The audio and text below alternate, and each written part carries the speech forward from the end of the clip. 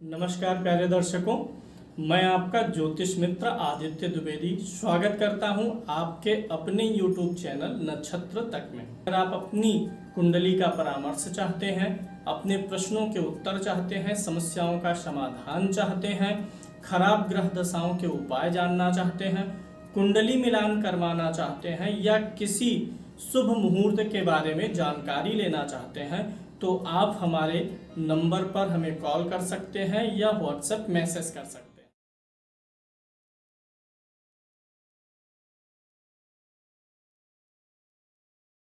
Fundamental astrology में कुछ basic बातें अभी बची हुई हैं, उनकी भी चर्चा कर लेते हैं। रोचक है और आसान भी है, आप यहाँ देखेंगे भी और सुनेंगे भी। जो मैं ये चीज़ें लिख भी रहा हूँ और बोल भी रहा हूँ उसका कारण यह है कि जब आप अधिक से अधिक इंद्रियों का प्रयोग करेंगे तो आपको चीज़ें ज़्यादा तेज़ी से जो है याद होंगी। तो आप यहाँ देखेंगे भी और मैं उसे बोल के समझाऊंगा भी। आपको अभी तक तो पता चल ही गया है ग्रह कितने हैं, राशियाँ कौन सी हैं। अब यहाँ पर मैं सीधे टू द पॉइंट चलता हुआ आपको बताऊंगा ग्रहों में मित्रता और शत्रुता भी होती है। तो भाग एक जो है उसमें जो है सूर्य, चंद्रमा, मंगल और गुरु हैं और दूसरे पार्ट में बुध, गुरु, शनि, राहु और केतु हैं। ये जो भाग एक के ग्रह हैं ये परस्पर मित्र हैं, ये एक दूसरे के मित्र हैं और ये जो दूसरे भाग के ग्रह हैं ये परस्पर मित्र हैं एक दूसरे के। यानी कि सूर्य, चंद्रमा, मंगल और गुरु का मित्र है चंद्रमा, सूर्य, मंगल और गुरु का मंगल, चंद्रमा, सूर्य और गुरु का गुरु, इन तीनों का। और ये परस्पर एक दूसरे के इसी प्रकार मित्र हैं। अब शत्रु की अगर हम बात करें तो कॉमन सेंस में अगर ये ग्रह जो हैं इनकी राशियों में होते हैं तो शत्रु राशि में हैं और इस टीम वाले ग्रह अगर इसमें होते हैं तो शत्रु राशि में होते हैं। ये कॉमन सेंस में आपको जानना है। फिर आगे हम जो सबसे ज़्यादा टर्म प्रयोग होता है शुभ ग्रह और क्रूर ग्रह का, तो आप ऐसा जानिए गुरु, शुक्र, बुध और चंद्र ये शुभ ग्रह में आते हैं और सूर्य, मंगल, शनि, राहु और केतु ये क्रूर ग्रह में आते हैं। इसे आप याद रखिएगा। इसके बारे में और ज़्यादा डिस्क्रिप्शन आपको आगे जैसे जैसे आप कोर्स सीखते जाएंगे आपको मिलता जाएगा। मित्र का मतलब क्या होता है? मित्र शत्रु का मतलब यह है कि जो ग्रह अपने मित्र ग्रहों की राशि में हो, अपने मित्र के घर में हो, यो मित्र ग्रहों के साथ हो, वह ग्रह अपना शुभ फल देगा। कोई भी ग्रह मित्र के राशि में है, हम अपने मित्र के घर में जाएं तो अच्छा ही करेंगे उसी प्रकार से, या मित्र के साथ हो तो अच्छा करेगा। इसके विपरीत कोई ग्रह अपने शत्रु ग्रह की राशि में हो या शत्रु ग्रह के साथ हो तो उसके शुभ फल में कमी आ जाएगी। सूर्य, मंगल, शनि, राहु, केतु क्रूर ग्रह हैं। गुरु, चंद्र, शुक्र, बुध ये शुभ ग्रह कुंडली में होते हैं। काल पुरुष की कुंडली के अनुसार कुछ चीज़ों का वर्णन जरूरी है जो कि मैंने आपको पहले से भी बता रखा है। फिर से आप एक बार इन चीज़ों को सुनिए। काल पुरुष की जो कुंडली होती है, यानी जो हम कुंडली बनाते हैं और जो मेष लगन की कुंडली है वो काल पुरुष की कुंडली है। उस कुंडली के अनुसार जो आपकी कुंडली का पहला भाव होता है, किसी भी कुंडली का पहला भाव जो है उसका स्वामी मंगल होता है। काल पुरुष की कुंडली में पहले भाव का स्वामी मंगल होता है जिसका कारक सूर्य है। दूसरे भाव का स्वामी शुक्र होता है जिसका कारक गुरु है। हर भाव का कारक आपको पता होना चाहिए और काल पुरुष के अनुसार भी आपको पता होना चाहिए कि किस भाव का जो है काल पुरुष में कौन सा स्वामी होता है। तो काल पुरुष की कुंडली में यानी जो हम मनुष्यों से ऊपर है, यानी एक होता है टंकी से पानी सप्लाई होता है टोटी में, तो हम लोग टोटी हैं और जो टंकी है वो काल पुरुष है। तो इसमें दूसरे भाव जो होता है कुंडली का उसका स्वामी शुक्र होता है, क्योंकि काल पुरुष की दूसरे भाव में 2 नंबर की गिनती पड़ती है। और कारक कौन सा होता है? दूसरे भाव का स्वामी गुरु, कारक कौन सा है? गुरु है। यानी लग्न का कारक सूर्य, धन भाव का कारक गुरु होता है। तीसरे भाव का स्वामी बुध होता है काल पुरुष के अनुसार। और तीसरे भाव का कारक ग्रह मंगल होता है, यानी तीसरे भाव का कारक मंगल है। चौथे भाव का स्वामी चंद्रमा होता है काल पुरुष की कुंडली में, और जिसका कारक ग्रह चंद्रमा ही है। स्वामी भी चंद्रमा होता है चतुर्थ भाव का, और कारक भी होता है चंद्रमा ही होता है। अब जैसे कि इस काल पुरुष की कुंडली के अनुसार अंगों का जो विचार होता है ये भी आपको बताया गया है। अब काल पुरुष के अनुसार जिस राशि से जिस अंग का विचार होता है उस अंग में अगर पीड़ित ग्रह है तो उस संबंधित अंग में तकलीफ होती है। पांचवें भाव का स्वामी सूर्य ग्रह होता है जिसका कारक ग्रह गुरु है। छठे भाव का स्वामी ग्रह बुध होता है जिसका कारक ग्रह शनि और मंगल है, यानी छठे भाव के कारक ग्रह कौन से हैं? शनि और मंगल है। सातवें भाव का स्वामी शुक्र होता है जिसका कारक भी शुक्र ग्रह ही है। आठवें भाव का स्वामी ग्रह मंगल होता है, अभी इसके बारे में मैं आगे और आपको बता दूंगा। आठवें भाव का स्वामी ग्रह मंगल होता है जिसका कारक ग्रह शनि है। अष्टम भाव का कारक कौन है? शनि है। नौवें भाव का स्वामी गुरु होता है जिसका कारक ग्रह भी गुरु ही होता है। दसम भाव का स्वामी ग्रह शनि होता है और कारक भी शनि के साथ साथ सूर्य मंगल और बुध भी होते हैं। दसम भाव के कारक 3 ग्रह है। दसम भाव एक ऐसा भाव है जिसके सबसे अधिक कारक ग्रह होते हैं, शनि, सूर्य, मंगल और बुध। 11वें भाव का स्वामी शनि होता है लेकिन इसका कारक ग्रह कौन होता है? गुरु। 12वें भाव का स्वामी गुरु होता है लेकिन इस 12वें भाव का कारक ग्रह कौन सा होता है? शनि होता है। अब ये जो मैं काल पुरुष के अनुसार भावों का स्वामी बताया हूं इसे मैं थोड़ा सा और आपको डिस्क्रिप्शन में देता हूं, आप इसे थोड़ा ध्यान से देखिए। यहां पे क्या है, काल पुरुष की कुंडली के अनुसार मैं आपको समझा देता हूं और फिर व्यक्ति की कुंडली, किसी व्यक्ति की कुंडली और काल पुरुष की कुंडली में क्या अंतर होता है, थोड़ा ध्यान से आप देखिए। जो हमारी ये कुंडली है जिसमें 12 घर होते हैं, कलर चेंज कर लेते हैं सबसे पहले।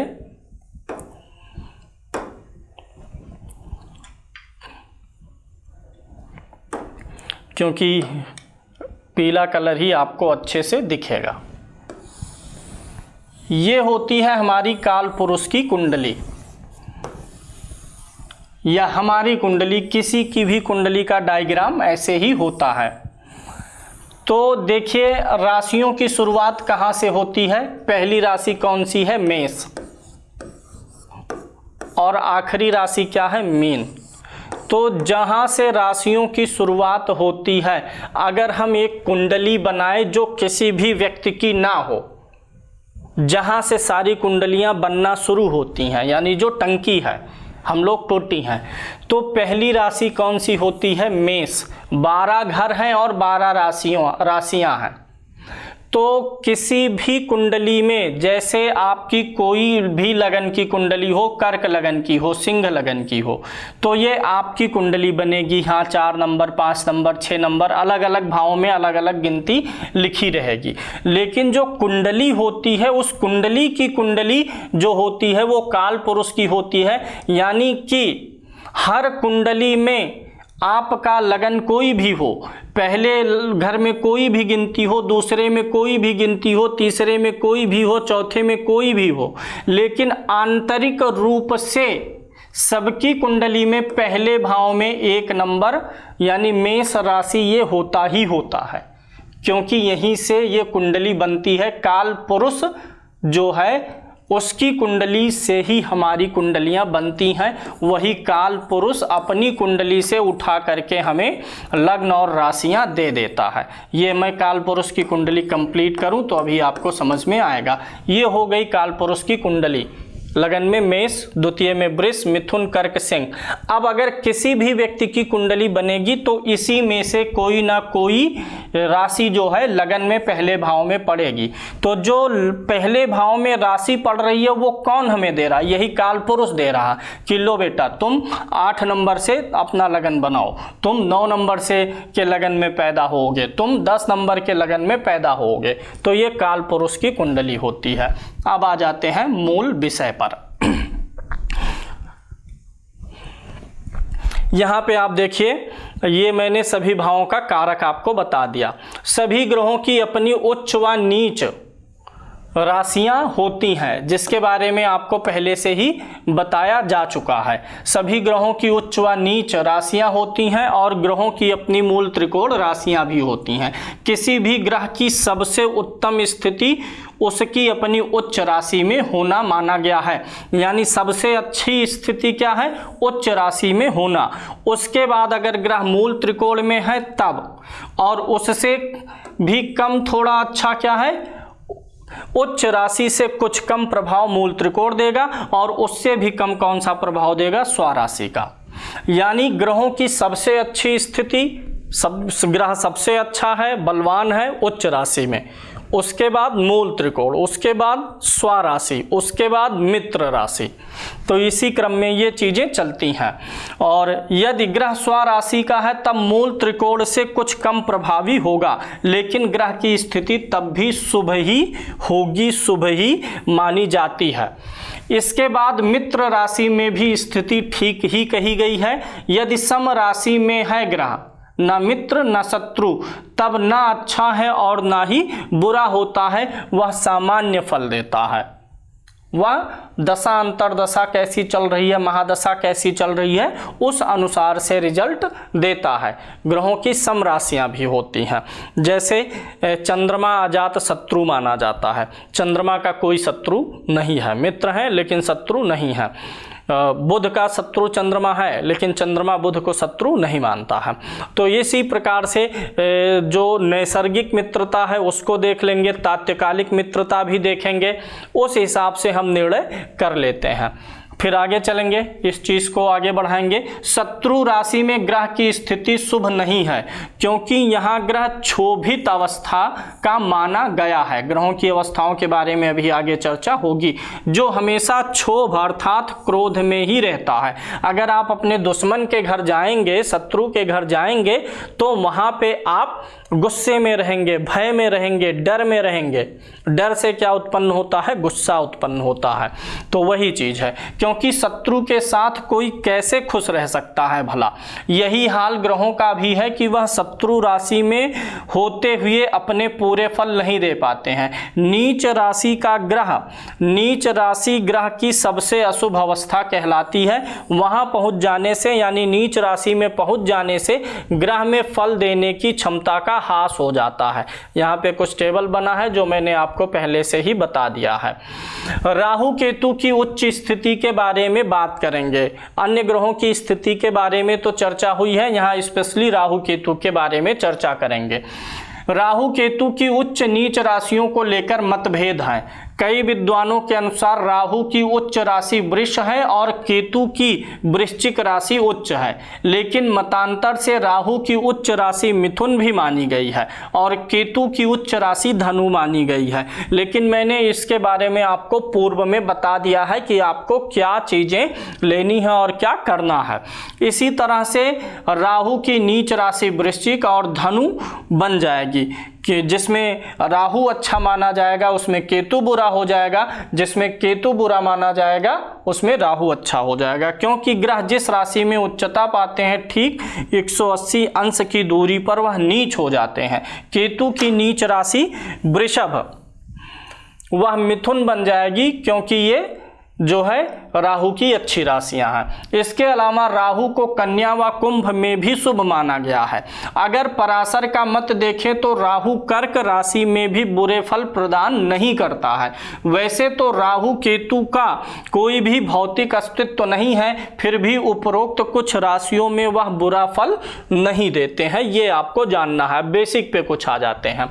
ज्योतिष में सम और विषम राशियों का भी प्रयोग होता है। ऊनी राशियां और सम राशियां, विषम राशियां जो होती हैं इनको ऊनी राशियां भी बोलते हैं। तो 1 यानी मेष, 3 यानी मिथुन, 5 यानी सिंह, 7 यानी तुला, 9 यानी धनु और 11 यानी कुंभ, ये विषम राशियां हैं। सम राशियां कौन सी हैं? 2 यानी वृषभ, 4 यानी कर्क, 6 यानी कन्या, 8 वृश्चिक, 10 मकर और 12 नंबर की राशि मीन, ये सम राशि में आती है। ये सम और विषम का भी बहुत जगह पर प्रयोग करना पड़ता है। ग्रहों की अवस्थाओं के बारे में बात करेंगे, जैसा कि अभी हमने ऊपर आपको बताया था। ग्रहों की 5 प्रकार की अवस्थाएं होती हैं: बाल, कुमार, युवा, वृद्ध और मृत अवस्था। विषम राशि में बैठा ग्रह 1 से 6 अंश तक, मोटा मोटी 5 तक ले 6 ले लीजिए, 5 तक तो ज़्यादा प्रभावी रहता है। विषम राशि में बैठा ग्रह 1 से 6 अंश तक बाल होता है। विषम राशि मैंने यहाँ ऊपर आपको बताया, अगर इन राशियों में कोई ग्रह बैठा हुआ है और उसकी डिग्री 1 से 6 तक है तो वो बाल अवस्था में होगा। 7 से 12 अंश तक वह ग्रह कुमार अवस्था में होगा। 13 से 18 अंश तक युवा होगा। 19 से 24 अंश तक वह ग्रह वृद्धावस्था में होगा और 25 से 30 अंश तक मृत अवस्था में होता है। इस चीज को आपको ध्यान देने की जरूरत है। सम राशि में जो है वो विषम का उल्टा होगा। सम राशि में बैठा ग्रह 1 से 6 अंश तक मृत होगा, और यहाँ क्या था, विषम में क्या था, 1 से 6 अंश तक बाल था, तो उसी का उल्टा हो रहा। बाल मतलब बालक। तो सम राशि में बैठा ग्रह 1 से 6 अंश तक मृत होगा, 7 से 12 अंश तक वृद्ध होगा, 13 से 18 अंश तक युवा होगा, 19 से 24 अंश तक कुमार होगा और 25 से 30 अंश तक वह बाल अवस्था में होता है। कुल मिला के ये जानिए कि चाहे शुरू के 6 अंश हैं, चाहे लास्ट के 6 अंश हैं, 6 या 5, 6 में कुछ बल तो आ ही जाता है। शुरू के प्रारंभिक 5 अंश और लास्ट के 5 अंश वो ग्रहों को कमजोर करता है। बाल है तो भी कमजोर है, वृद्ध है तो भी कमजोर है। अवस्थाओं का प्रभाव देख लीजिए। जब कोई ग्रह बाल अवस्थाओं में होता है तो उसका सूक्ष्म फल मिलता है, बहुत हल्का फल, यह मनुष्य को चंचल बनाता है। जब कोई ग्रह कुमार अवस्था में होता है तो वह मनुष्य को गैर जिम्मेदार बनाता है। अगर कोई ग्रह कुमार अवस्था में है, कुमार मतलब 14 से 18 वर्ष का युवक, वह गैर जिम्मेदार होता है, मनमानी करना चाहता है। जब कोई ग्रह युवा अवस्था में होता है तो वह मनुष्य को ऊर्जावान, सशक्त और कार्यशील बनाता है। वृद्धावस्था में ग्रह के होने पर वह व्यक्ति को गंभीर, अनुभवी बनाता है, किंतु मनुष्य शक्तिशाली नहीं रह जाता है। अनुभव रहेगा, शक्तिशाली नहीं रहेगा, गंभीरता रहेगी। मृत अवस्था के ग्रह का कोई फल नहीं मिलता है। ऐसा नहीं है कि फल 0 हो जाता है, फल 0 नहीं होगा, फल मिलता है, कम मिलता है, लेकिन किसी भी ग्रह का प्रभाव 0 नहीं हो सकता। इसका कारण समझ लीजिए। अगर कोई व्यक्ति पैदा है, जीवित है, सूर्य किस चीज का कारक है, हृदय का है, और अगर व्यक्ति के अंदर हृदय है, हृदय धड़क रहा है, व्यक्ति जीवित है और उसकी कुंडली में सूर्य 29 अंश का है, मृत है, तब तो उसका हृदय मर जाना चाहिए था, यानी उसे पैदा होते ही मर जाना चाहिए था, लेकिन ऐसा नहीं है। इसलिए ग्रह कितने भी कम अंश का होगा, रिजल्ट तो देना ही देना है, देगा ही देगा।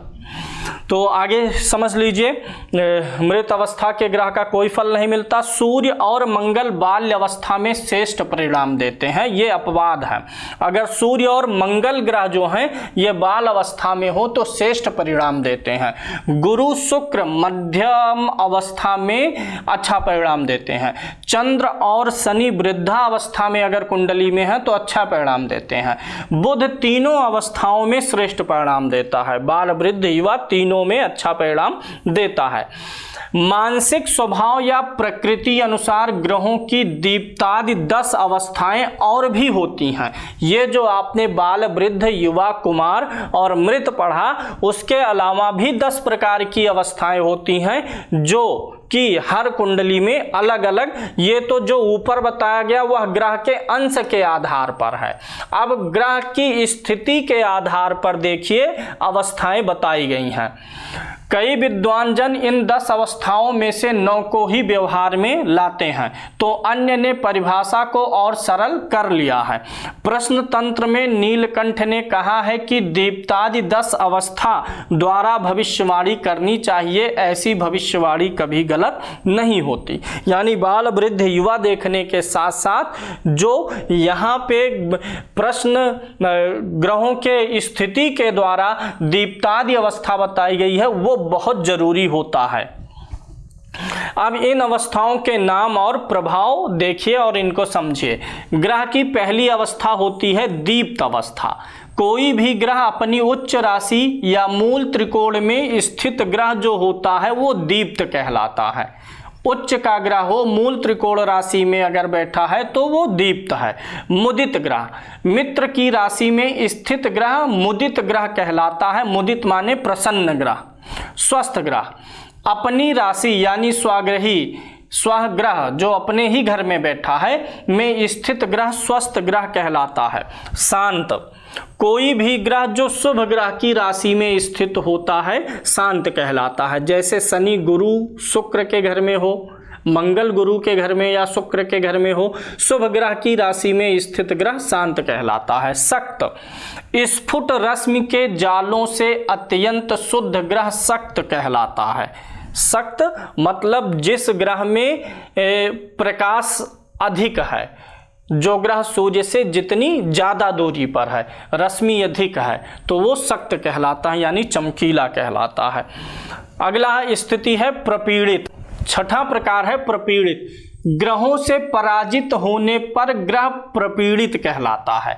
कुंडली में एक टर्म होता है ग्रह युद्ध।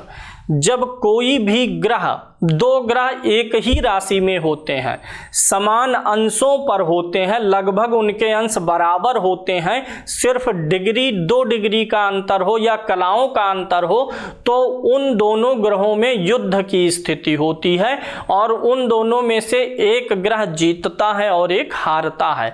तो वहां पर जो हारा हुआ ग्रह होता है उसे कौन सा ग्रह बोलते हैं?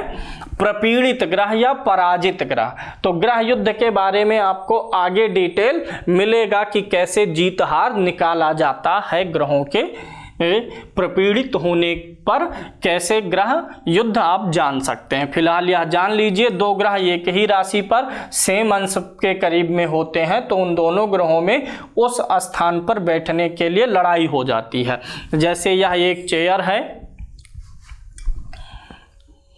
जैसे आप ऐसे समझ लीजिए यह एक चेयर है और ये पूरी एक राशि है और दोनों ग्रह समान अंश पर गोचर कर रहे हैं, दोनों ही एक ही अंश पर बैठे हैं। तो दोनों एक ही जगह पर बैठने के लिए क्या कर देंगे, दोनों की स्थिति ऐसी हो गई है कि दोनों की प्लेसमेंट एक ही जगह पर पड़ रही है, तो उसमें से एक जीतेगा एक हारेगा। एक जो जीतेगा वह अच्छा होगा और जो हारेगा वह प्रपीड़ित कहलाएगा। दीन ग्रह, दीन ग्रह किसे कहते हैं? शत्रु की राशि या शत्रु के नवांश में स्थित होने पर ग्रह दीन कहलाता है। दीन मतलब पुअर।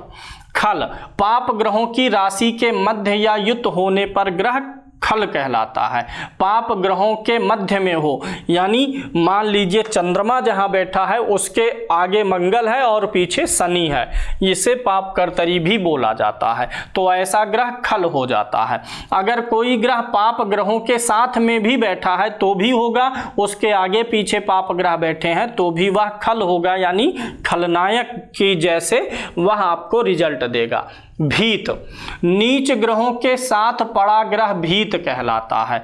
अगर कोई ग्रह कुंडली में नीच का है, मान लीजिए शुक्र 6 नंबर की गिनती कन्या राशि पे नीच का है, उसी के साथ चंद्रमा बैठा है, तो नीच के साथ बैठने पर आपका भी अपयश होगा और उच्च के साथ बैठने पर आप भले ही आप बहुत ज़्यादा रसूखदार नहीं है लेकिन उच्च के साथ बैठते हैं तो लोगों को देखने में लगेगा कि हाँ ये जो है रसूखदार है, वही स्थिति है।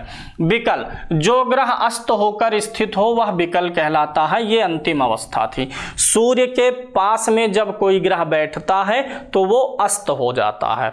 अस्त ग्रहों पर आपको अलग से मैं कार्यक्रम दूंगा, ग्रहों पे ये सारी चीजें मैं आपको आगे बताने वाला हूं।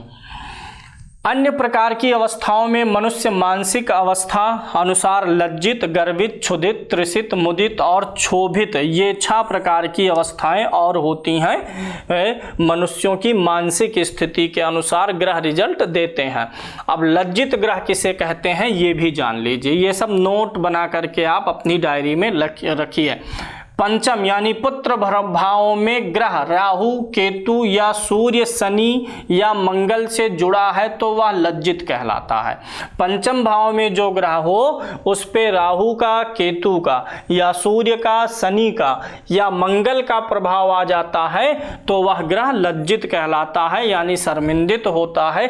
तो शर्मिंदित होने पर जैसे हमारा स्वभाव होता है वैसे उस ग्रह का भी स्वभाव हो जाता है, और जिस ग्रह का जो स्वभाव होगा वैसा ही फल देगा। गर्वित, यदि ग्रह उच्चस्थ या मूल त्रिकोण राशि में होता है तो वह गर्वित होता है। क्षुधित, यदि ग्रह शत्रु राशि में है या शत्रु से दृष्ट है या शत्रु के साथ में बैठा है या ग्रह शनि से युत है तो वह क्षुधित कहलाता है। वो जो है भूखा हो जाता है, क्षुधा उसके अंदर आ जाती है। तृषित यानी प्यासा, यदि ग्रह जल तत्व की राशि में है और अशुभ ग्रहों से दृष्ट है, शुभ ग्रहों की दृष्टि नहीं है तो वह तृषित है। ग्रह जल राशि में तो है लेकिन उसके बाद भी प्यासा है, क्योंकि उस पे अशुभ ग्रह, क्रूर ग्रहों की दृष्टि है।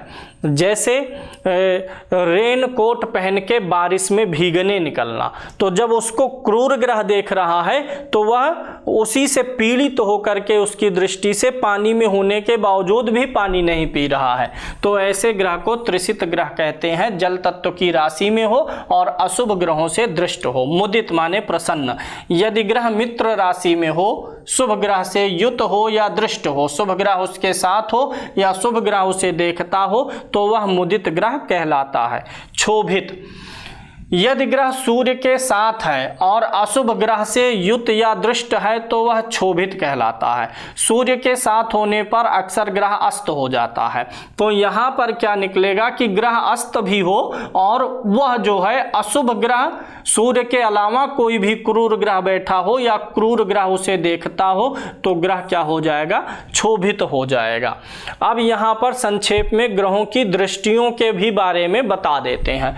सूर्य, सभी ग्रह अपनी राशि से जहां पर बैठे हुए हैं, सभी ग्रह जहां बैठे हैं वहां से सातवें भाव को पूर्ण दृष्टि से देखते हैं।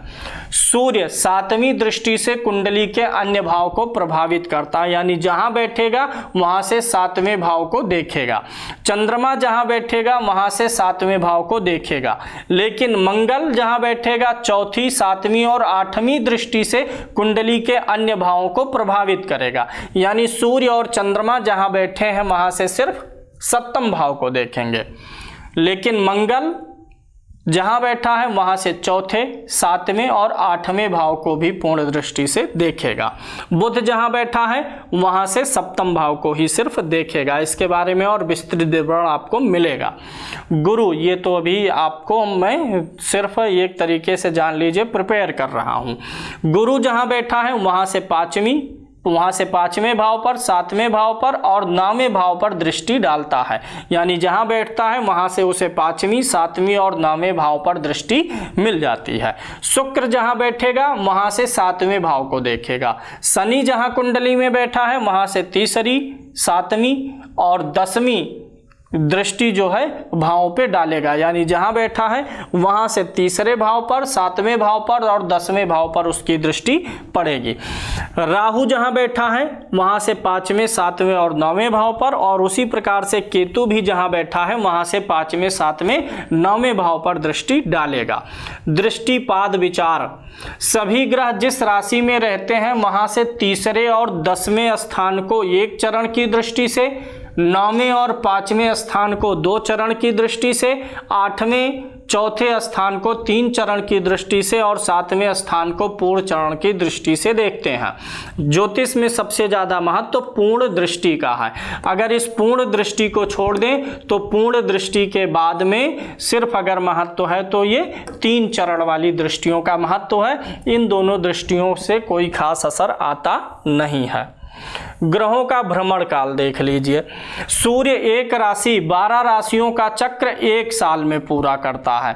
सूर्य जो है किसी भी राशि पर भ्रमण करता है तो कितना समय लेता है, 1 साल का समय लेता है। किसी भी राशि पर सूर्य 1 साल में भ्रमण कर जाएगा, यानी एक राशि में 30 दिन और पूरे 12 राशियों को पूरे चक्र को पार करने में उसे कितना समय लगेगा? 1 वर्ष का समय लगेगा। और एक राशि में कितने दिन रहता है? 1 महीने यानी 30 दिन। चंद्रमा को कितने दिन लगते हैं? चंद्रमा 12 राशियों का पूरा चक्र 27 दिन में पूरा करेगा और एक राशि को 2.25 दिन में पूरा करेगा या 2.5 दिन में। मंगल जो है पूरे 12 राशियों को 18 महीने में कवर करता है। कितने महीने में कवर करता है? 18। और एक राशि में कितने दिन रहता है? 45 दिन। ये 27 है चंद्रमा का और ये क्या है? 2.5 मान लीजिए।